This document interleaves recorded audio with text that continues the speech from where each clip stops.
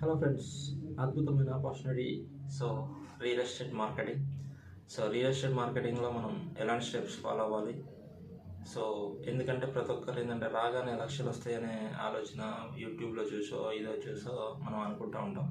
But దాని గురించి ఒక బేసిక్ ఐడియా మీరు ఏంటంటే, మనం ఒక 20 years చదివిన స్టడీకి ప్రజెంట్గా ఒక 30,000-40,000 శాలరీ చేస్తున్నామంటే, మనం రియల్ ఎస్టేట్లో ఒక ₹1,00,000 సంపాదించాలంటే దానికి ఎంత టైం కేటాయించాలి, దానికి ఎలా విధంగా కష్టపడాలి, ఇవన్నీ నేర్చుకొని మనం ఇంప్లిమెంటేషన్ చేస్తే త్రూఅవుట్ అంటే మనం జాబ్ ఎక్కిన తర్వాత కూడా ఒక 5 years అయ్యే వరకు మనకు ఒక 50,000 శాలరీ వస్తుంది.